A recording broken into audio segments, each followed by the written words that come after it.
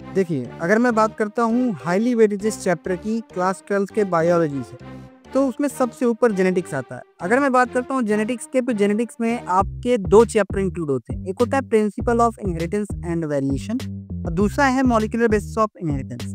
Principle of inheritance and variation को हम लोग बोलते हैं मेंडलिज्म जेनेटिक्स और वहीं पे हम मॉलिक्यूलर बेसिस ऑफ इनहेरिटेंस को बोलते हैं मॉडर्न जेनेटिक्स। तो आइए क्लास 12 के पॉइंट ऑफ व्यू से हम जानते हैं कि इनके हाईली वेटेज वाले जो सब टॉपिक्स हैं, आखिर कौन कौन से टॉपिक्स हैं जो आपको इसमें से करके ही जाना है। और एट लास्ट मैं आपको बताऊंगा कि इसके कौन से ऐसे पिछले 20 साल में कौन से ऐसे क्वेश्चंस हैं जो कई बार रिपीट हुए हैं और जिनकी प्रोबेबिलिटी बहुत ही ज़्यादा है आने की। ठीक है, तो आज हम बात करेंगे जेनेटिक्स की। तो जेनेटिक्स में सबसे पहला चैप्टर आता है जो आपका principle of inheritance and variation यानी कि मेंडलिज्म जेनेटिक्स जिसको हम लोग कहते हैं। ठीक है, तो इसमें सबसे हाईली वेटेज टॉपिक वाले सबसे हाईली वेटेज टॉपिक्स कौन से हैं ये देख लीजिए फटाक से। तो सबसे पहले मैं बात करता हूँ, तो पहला है मेंडल्स लॉ ऑफ इनहेरिटेंस। ठीक है, मेंडल के इनहेरिटेंस वाले लॉज तीनों कौन कौन से इसमें, law of dominance, law of segregation as well as law of independent assortment. मतलब कि ये तीनों लॉ में से कोई एक लॉ तो डिफाइन करने को आएगा ही आएगा। ठीक है, सेकेंडरी में बात करूँ तो सेकेंडरी आता है आपका secondly monohybrid cross and dihybrid crosses. याद रखिएगा कैसे, इनके यूनिट क्रॉस के। ठीक है, यूनिट क्रॉस मतलब वही चेकर बॉक्स जो हम लोग बनाते हैं ना, ये ऐसा, ये। ठीक है, सेकंड है, नेक्स्ट है आपका इनकम्प्लीट डोमिनेंस एंड कोडोमिनेंस। याद रखिएगा कि इसमें कोडोमिनेंस और इनकम्प्लीट डोमिनेंस की एग्जांपल्स बहुत इंपॉर्टेंट है, खास तौर पे वो जो आपकी NCERT में दिया है। ठीक है, नेक्स्ट है test cross and back cross, बहुत इंपॉर्टेंट है। ये आपके कभी कभी प्रैक्टिकल में भी बहुत आसानी से पूछ लेते हैं, जब आपके प्रैक्टिकल हुए होंगे प्रैक्टिकल्स में। ठीक है, ये आपके 1 नंबर में MCQ में या फिर 2-3 मार्क्स में पूछ सकते हैं कि what is the difference between test cross as well as back cross. Next आता है, नेक्स्ट टॉपिक है इसमें क्रोमोसोमल थ्योरी ऑफ इनहेरिटेंस। उसके बाद आता है लिंकेज रिकम्बिनेशन। याद रखिएगा बहुत बच्चे कंफ्यूज होते हैं कि लिंकेज और रिकम्बिनेशन, कुछ लोग इसको एक ही मानते हैं, नहीं, बट दोनों में अंतर है। ठीक है, अच्छा, लिंकेज और रिकम्बिनेशन मॉर्गन्सबर्ग का, मॉर्गन ने क्या काम किया था इस पे, वो बहुत इंपॉर्टेंट है। इसके साथ ही साथ मैं यहाँ पे एक और लगा दूं एक बात, सटन एंड बोवरी का वर्क भी आ सकता है, उसमें पूछा जा सकता है, मैं लास्ट में यहाँ पे लिख दूंगा। नेक्स्ट है सेक्स डिटर्मिनेशन, कि XX और XY क्या करेगा, Z और ZW किसमें क्या होता है, हैप्लोडिप्लॉइडी कंडीशन क्या होती है। ठीक है, उसके बाद आता है म्यूटेशन और टाइप्स ऑफ म्यूटेशन भी बहुत इंपॉर्टेंट है। देन पेडिग्री एनालिसिस, ठीक है, कि ऑटोसोमल या फिर सेक्स लिंक डिजीज कौन कौन से हैं। ठीक है, और नेक्स्ट बात करें हम तो आता है लास्ट में जेनेटिकल डिसऑर्डर्स। इसमें haemophilia, colour blindness, sickle cell anaemia, thalassaemia, Down syndrome और लाइनफेल्टर सिंड्रोम भी इंक्लूड है। यहाँ पे एक टॉपिक और ले लीजिएगा, Sutton and Boveri, spelling vary कर सकती है, सटन एंड बोवरी जो है का वर्क जो है, इसमें पूछा जा सकता है कि इन्होंने क्या क्या इंक्लूड किया था। इसमें इन्होंने रेडियो एक्टिव फॉस्फोरस लिया था, ठीक है, और साथ ही साथ रेडियो एक्टिव सल्फर का यूज किया था। तो ये 2 बात आप ध्यान रखिएगा। ये तो इंपॉर्टेंट टॉपिक्स हैं मेंडलिज्म जेनेटिक्स यानी कि principle of inheritance and variation chapter. ठीक है, आइए अब जानते हैं जेनेटिक्स का सेकंड जो चैप्टर है जिसको हम मॉडर्न जेनेटिक्स भी कहते हैं, मॉलिक्यूलर बेसिस ऑफ इनहेरिटेंस। इसके मोस्ट इंपॉर्टेंट टॉपिक्स कौन कौन से हैं, हाईली वेटेड टॉपिक्स किसके, मॉलिक्यूलर बेसिस ऑफ इनहेरिटेंस के। पहला है इसमें स्ट्रक्चर ऑफ डीएनए का स्ट्रक्चर आप जरूर ध्यान दीजिएगा, और किसने डिस्कवरी की थी, वॉटसन और क्रिक का जो मॉडल है ये डबल हेलिक्स। ठीक है, याद रखिएगा, इसमें इसकी डिस्टेंस वगैरह पूछ सकता है कि कितने एंगस्ट्रॉम का इसमें डिस्टेंस है, ये सारी बातें।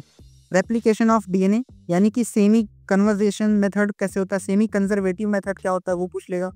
Central dogma of molecular basis बहुत इंपॉर्टेंट है, यहाँ पे सेंट्रल डोगमा में ही transcription as well as translation दोनों आ जाएगा सेंट्रल डोगमा में। ठीक है, नेक्स्ट टॉपिक है ट्रांसक्रिप्शन एंड ट्रांसलेशन। अभी मैंने जो बोला मैकेनिज्म ऑफ रेगुलेशन, कैसे ये काम करता है और कैसे ये होता है। ठीक है, नेक्स्ट बात करूं मैं तो आता है, नेक्स्ट है genetic codes, characteristics and types. Genetic codes के कैरेक्टरिस्टिक्स क्या है और उनके कौन से क्या क्या टाइप्स हैं। Then regulation of gene expression यानी कि लैक ओपेरॉन, याद रखना लैक ओपेरॉन चाहे नीट हो या बोर्ड्स बहुत इंपॉर्टेंट है, लैक ओपेरॉन बहुत अच्छा। बहुत इंपॉर्टेंट है। Next mutation and their molecular basis, आखिर म्यूटेशन कौन कौन से हैं, ठीक है, जैसे वन जीन म्यूटेशन या फिर ऐसे। नेक्स्ट ह्यूमन जीनोम, HGP जिसको बोलते हैं हम ह्यूमन जीनोम प्रोजेक्ट, बहुत इंपॉर्टेंट है ह्यूमन जीनोम प्रोजेक्ट, क्वेश्चन इससे जरूर आता है हर बार। और नेक्स्ट है DNA फिंगरप्रिंटिंग, बहुत important, DNA fingerprinting principle and application. इसी के अंदर एक और टॉपिक आ जाता है, यहाँ पे मैं मार्क कर रहा हूँ, gel electrophoresis method, gel electrophoresis.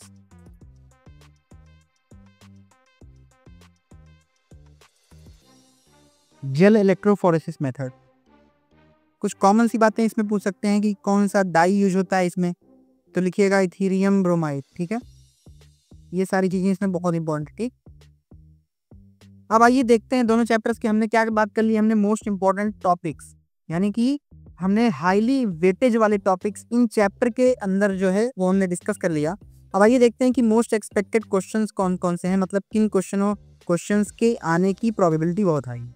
पहला है define Mendel's law of inheritance with example, ये मैंने पहले बताया। देन नेक्स्ट है explain the concept of incomplete dominance, codominance with example, यही बात मैंने पहले बोला था। Then describe the process of DNA replication, आखिर DNA रेप्लिकेशन कैसे होता है, ठीक है, इसमें वही आपको बताना पड़ेगा कि लाइगेज एंजाइम का काम क्या है, ठीक है, DNA पॉलीमरेज का काम क्या है, RNA पॉलीमरेज क्या काम करती है, ये सारी बात। ठीक, नेक्स्ट बात आती है explain the mechanism of transcription and translation, जो कि किसके अंदर आ जाएगा, अभी मैंने बताया सेंट्रल डॉगमा के अंदर आ जाएगा, ठीक है।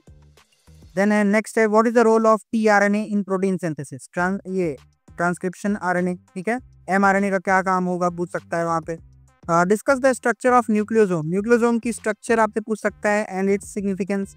देन नेक्स्ट है what is the significance of human genome project, आखिर ह्यूमन जीनोम प्रोजेक्ट का क्या मतलब कि फायदा है, ठीक है। नेक्स्ट है कि explain the chromosomal theory of inheritance with support of an evidence, किसी एक एविडेंस के सपोर्ट में आपको बताना पड़ेगा कि CTI यानी क्रोमोसोमल थ्योरी ऑफ इनहेरिटेंस का क्या अहम रोल है।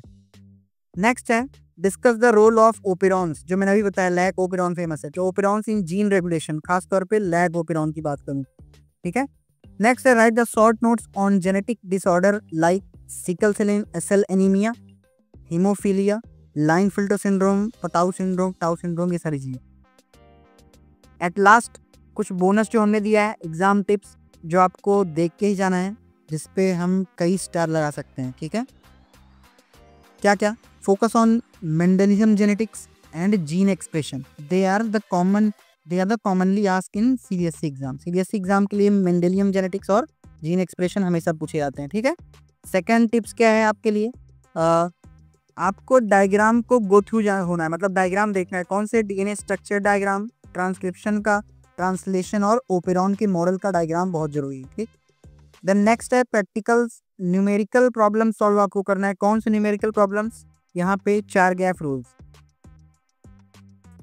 4 गैप रूल, क्या AT बराबर GC वाला सिस्टम, ठीक है जी, ये वाला 4 गैप। न्यूमेरिकल्स 4 गैप के भी देखने हैं, साथ ही साथ आपको मोनोहाइब्रिड और डाइहाइब्रिड के रेशियोज, फिनोटिपिक रेशियो और जीनोटिपिक रेशियो दोनों याद होने चाहिए।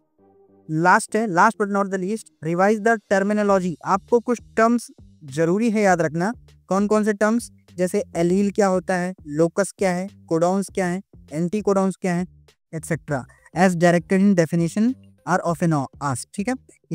इसके डेफिनेशंस बहुत बार पूछे जा सकते हैं या फिर पूछे जाते हैं। एक और बात यहाँ पे मैं आपको बता रहा हूँ, आपको याद रखना, आपको स्टार्टिंग और एंडिंग कोडॉन ध्यान रखना है, ठीक है। टर्मिनेशन कोडॉन और स्टार्टिंग कोडॉन बहुत जरूरी है याद रखना, ठीक है। आपको टर्मिनेटिंग कोडॉन्स और स्टार्टिंग कोडॉन्स बहुत जरूरी है, याद रखिएगा कि कौन कौन से ऐसे कोडॉन्स हैं जो स्टार्ट करवाते हैं और कौन से ऐसे हैं जो टर्मिनेट करवाते हैं, ठीक है। उम्मीद करते हैं आपको ये जेनेटिकल वाला सीरीज का मोस्ट इंपॉर्टेंट एक्सपेक्टेड टॉपिक, साथ ही साथ एक्सपेक्टेड क्वेश्चंस बहुत अच्छा लगा होगा। हर चैप्टर का हम आपके 22 पहले करवा देंगे, इसको आप जरूर देखें और इसको आप जरूर करके जाएं, ठीक है। अगर आपने इतना कर लिया तो सच बता रहा हूँ मैक्स टू मैक्स इसी टॉपिक से आएगा, क्योंकि पिछले 10-15 साल का ये एनालिटिकल फॉर्म है, ठीक है। मिलते हैं आप सभी से नेक्स्ट वीडियो में। Till then thank you so much, stay healthy.